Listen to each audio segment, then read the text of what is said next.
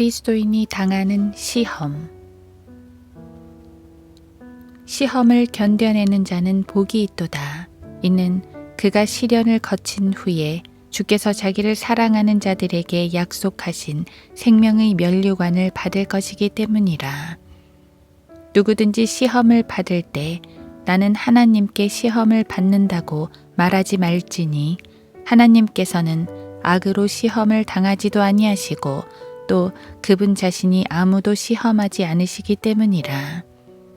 그러나 누구든지 자신의 욕심에 끌려 유혹을 받을 때 시험을 당하는 것이니 그러므로 욕심이 잉태하면 죄를 낳고 죄가 장성하면 사망을 낳느니라. 야고보서 1장 12에서 15절. 수많은 인종들이 살아가는 이 세상에는 여러 가지 문제들이 있기 마련이다. 그래서 그 문제로 말미암아 힘들고 때로는 본의 아니게 오해를 불러일으키기도 해서 고통이 가중되기도 한다. 죄인들이 살아가는 이 세상에는 늘 문제가 있기 마련이지만 구원받은 하나님의 자녀들이 늘 기도로 깨어 있다고 해도 역시 이러한 문제들로부터 자유로울 수 없는 것이 현실이다. 자연인이 구원받은 후 하나님의 참된 자녀가 되는 과정에서 가장 흔하게 겪는 것이 바로 시험이다. 어떤 사람은 다른 사람보다 더 자주 시험에 빠지기도 한다. 그것은 그 당사자의 나약함 때문이거나 아니면 하나님께서 귀히 쓰시려고 훈련 목적으로 허락하시는 경우라고 볼 수 있다. 중요한 것은 그 누구도 이 시험에서 100% 자유로울 수는 없다는 것이다.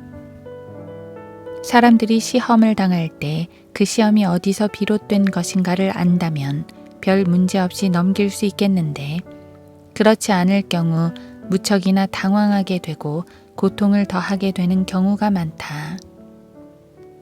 우리 한글로 시험이라는 단어를 쓸 때 몇 가지 용례로 쓸 수가 있다.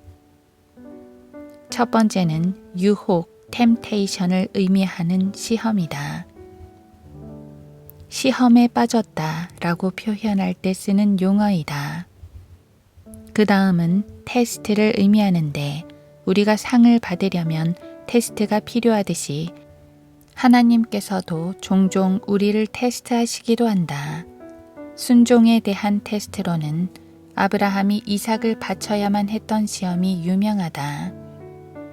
시험의 또 다른 뜻은 시련을 의미하기도 하는데 이 뜻은 시험을 통해서 당하는 고난을 의미한다. 신약의 최고의 믿음의 사람 바울은 수많은 시험, 시련을 겪어야 했다. 지금 우리도 하나님의 자녀로서 살아가면서 알게 모르게 여러 가지 시험에 노출되어 있으며 정도의 차이는 있지만 누구나 다 겪는 것이다. 우리가 이 시험에 대해서 나누어 볼 필요가 있다. 그것은 누구든지 시험을 받을 때 나는 하나님께 시험을 받는다고 말하지 말지니 하나님께서는 악으로 시험을 당하지도 않으시고 또 그분 자신이 아무도 시험하시지 않으시기 때문이라고 하셨기 때문이다. 야고보서 1장 13절. 이 시험의 원천은 마귀이다. 창세기 3장에서부터 시작된 마귀의 시험은 천년왕국 때 천년 동안 잠시 갇혀 있다가 이후 풀려나 백보좌 심판 직전까지 이어지는 것을 우리는 성경을 통해 볼 수 있다. 마귀는 이브에게 육신의 정욕, 안목의 정욕, 생의 자랑이라는 미끼를 가지고 시험했다. 육신의 정욕은 겉으로 나타나 있는 것이고 안목의 정욕은 우리가 바라보는 것이요 생의 자랑은 마귀적인 것이다. 특히 생의 자랑은 하나님 앞에서 큰 죄라는 사실을 잊어서는 안 된다. 생의 자랑은 교만의 창시자가 제시한 것임을 알아야 한다. 그러므로 마귀에게 틈을 주어 시험에 들지 않도록 스스로 주의해야 한다.